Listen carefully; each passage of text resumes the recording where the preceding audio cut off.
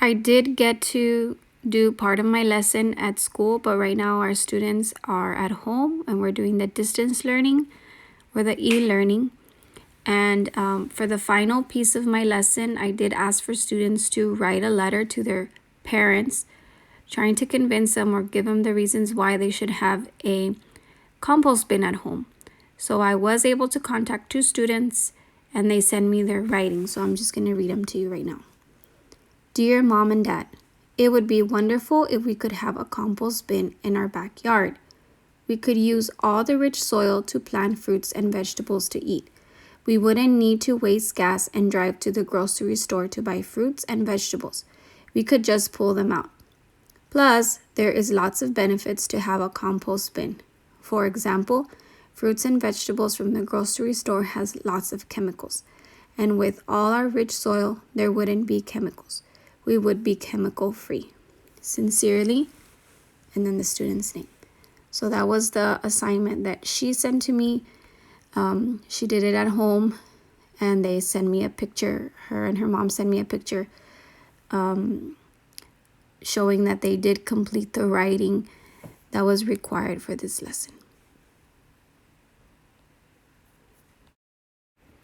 The instructions for the assessment were that students will write a short letter to their parents.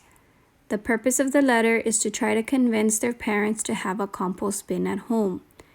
This letter will be read to the teacher to assess their understanding of the composting process. So this was done at home with the parents. So I wouldn't take it as an assessment to see if they understood the composting process. So I am going to accept this work because they are at home and they are being influenced by their parents. So here's the second letter that I got from the student. The reason why my family should have a composting bin is because we can have more fruits and vegetables. Also, there is going to be 50% less trash in our landfills because 50% can be on our compost bin and 50% not. The trash in the landfills is way too much, so the trash is going around the world. You know that when you go to Walmart or H-E-B, they give you bags so you can put your groceries. Well, those bags take 100 years to break apart. Those bags can get stuck on animals from the ocean. As well, plastic straws, disposable plates, and disposable cups. Just by not doing a composting bin, all the evolution that happens is like a cycle. From my opinion, if everybody in the United States of America and the world would have a composting bin, the world would change like a newborn world, a happy, clean, and precious world. So that was what this student sent me from home.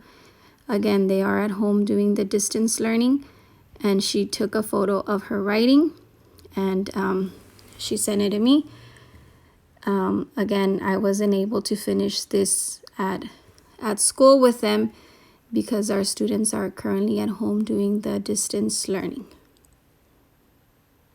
I wanted to share the e-learning that my school district has provided because it does relate back to my lesson. So click on elementary and then on our grade level. Then it gives us reading and math. And this week's reading, I was very excited when I saw the reading that was given to our students. It is titled, The Top 10 Ways You Can Reduce Waste. So after the lesson that I gave to my students about composting, they're gonna relate to this story now that they're at home and doing the distance learning. And just to show you a little bit, making the world a greener place.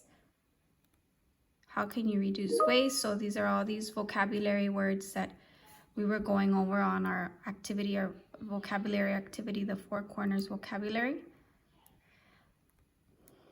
Looking into the future, ways to reduce waste in the future, ideas for waste reduction, and down here, if you keep going,